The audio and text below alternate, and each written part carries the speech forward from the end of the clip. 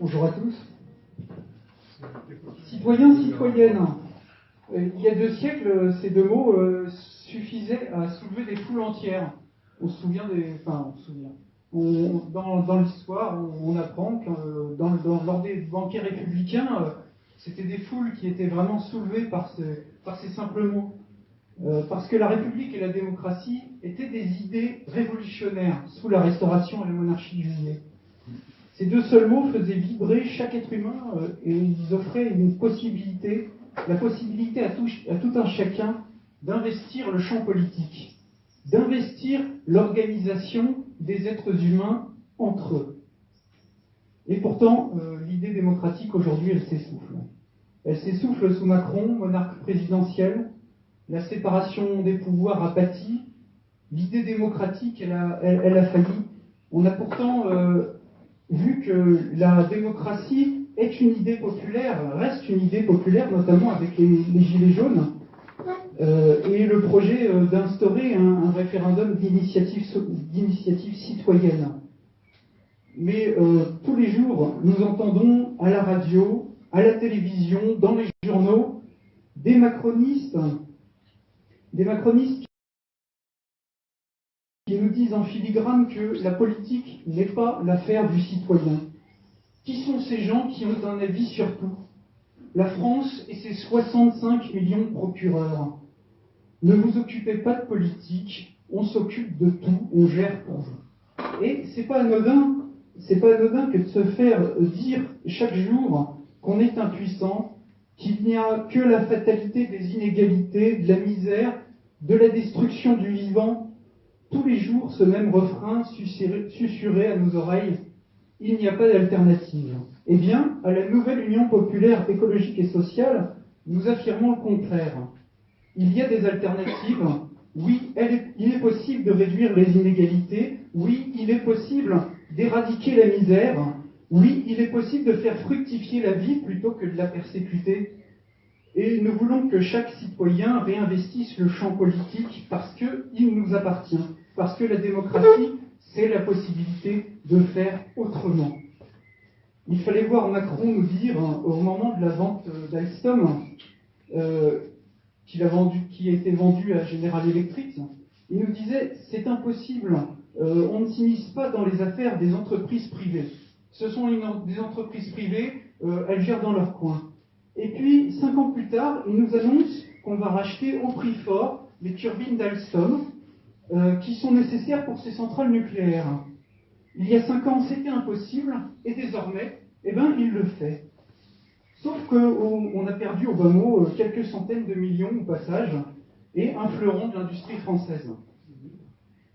Mais c'est comme ça, chez Macron, quand il parle de planification écologique, il oublie de nous dire qu'il n'interviendra jamais dans le secteur privé. Amis actionnaires, capitalistes et grands patrons, faites ce que vous voulez, vous avez le champ libre. Et ils n'ont de cesse de réduire sans arrêt le secteur public, l'école, l'hôpital, les transports. Et comme ils ne veulent pas intervenir dans le privé, ils réduisent considérablement le champ de leur intervention politique et donc le champ des possibles. C'est parce qu'ils ont fait le choix idéologique de tout laisser au privé et de ne pas intervenir dans le privé qu'ils se mettent à affirmer qu'il n'y a pas d'alternative. Ces gens ne prévoient rien. Ils laissent tout à l'initiative privée, qui n'a pourtant pour objectif que de faire du profit. C'est pourquoi nous voulons, à la nouvelle Union populaire écologique et sociale, réinvestir l'État dans sa capacité de planification, d'organisation de la société, bien loin, évidemment, des caricatures soviétiques. L'État dans toutes ses formes, de la commune à la haute administration. La planification écologique est nécessaire pour nous donner les armes face au réchauffement climatique, face aux conséquences qu'il aura sur les populations, sur nous. On parle souvent de la politique de manière éthérée, mais ça nous affecte. Si on ne peut plus se soigner, si nos transports en commun dysfonctionnent, si nous n'avons plus assez d'enseignants dans nos écoles et que ceux qui y sont encore n'ont qu'une envie, c'est de se barrer, c'est bien qu'il y a des décisions politiques qui ont été prises, ou pas justement, et que rien n'a été préparé. Leur projet, c'est même de refiler tout ça au privé. Et tant pis pour les morts. Je voudrais donner un exemple concret de cette non-planification. C'est celui de la question de l'eau. Est-ce que vous avez entendu Emmanuel Macron ou Marine Le Pen vous parler de la question de l'eau? Ben non. Non, et pourtant, ça va très vite être une question centrale. On aborde l'été avec un déficit de pluie de 40% sur l'ensemble de la France. Ça va jusqu'à 80% dans certaines zones, notamment le sud-est. Et ce n'est pas pour les quelques gouttes qui sont tombées dernièrement qui vont régler le problème. On a été en déficit de précipitation 9 mois sur les 10 derniers mois. Et pas un mot de la part de Macron et de Le Pen.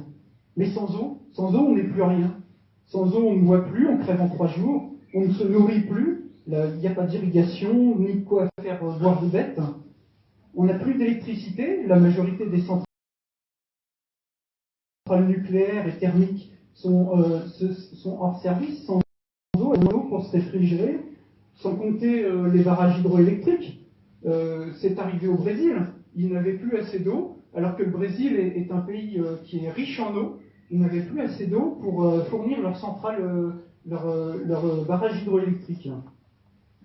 On n'a plus de pétrole d'ailleurs non plus, parce qu'il faut de l'eau pour l'extraction du pétrole. Et ces gens ne prévoient rien, ils n'ont pas de programme, ils n'ont réfléchi à aucune solution. Et vous pouvez fouiller, le seul programme sur l'eau, vous le trouverez à la nouvelle Union populaire écologique et sociale.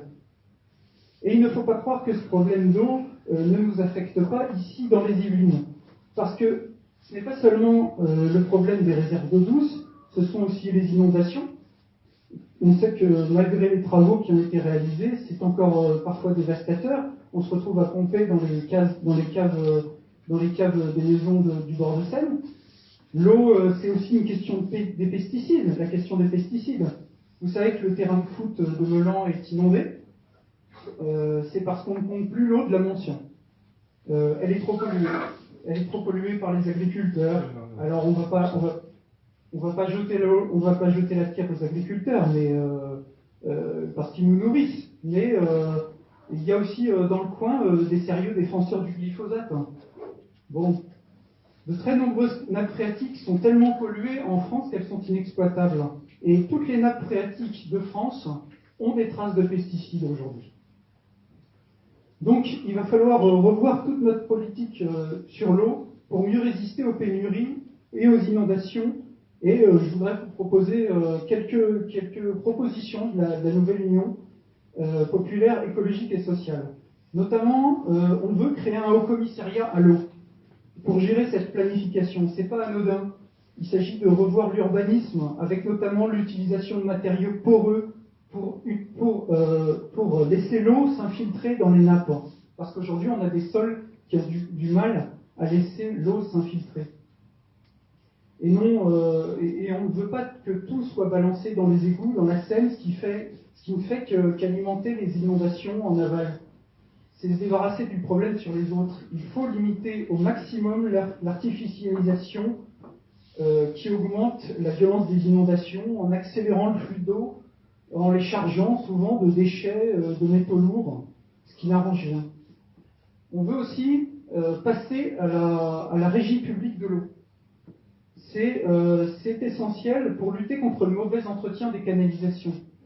Les acteurs privés, Veolia et Suez, entre autres, s'occupent très mal de l'état des canalisations parce que tout ce qu'ils veulent, c'est que cette eau, elle arrive à votre compteur pour vous la facturer. Cette eau perdue, elle ne revient pas dans les nappes phréatiques, elle va se perdre dans les cours d'eau, elle va être polluée parfois parce qu'elle passe dans des terres insalubres.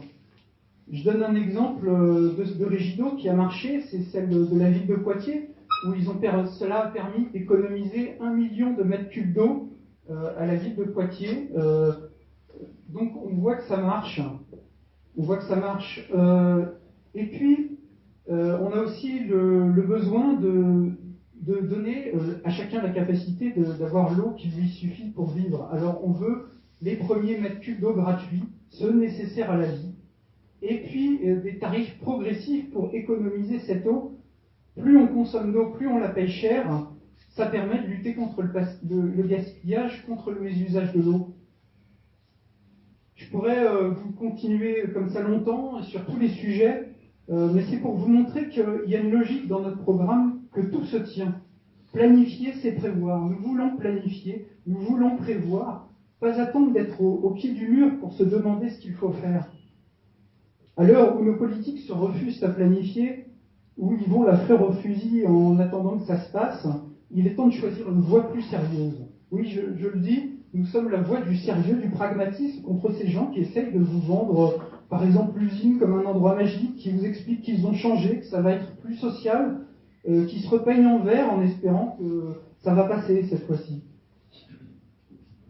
On sait bien avec Amélie de Montchalin, notamment, qui est notre ministre de l'écologie, qui a voté contre le glyphosate. Contre l'interdiction du glyphosate, pardon. Alors, voilà, c'est très bien, on peut faire des efforts chacun à notre niveau, mais face au changement climatique qui est déjà là, eh ben, ça suffira pas. Et je pense, et nous pensons, nous croyons à la nouvelle union populaire, écologique et sociale, qui vaut mieux affronter ces problèmes en réaffirmant notre devise républicaine, qui est liberté, égalité et surtout fraternité.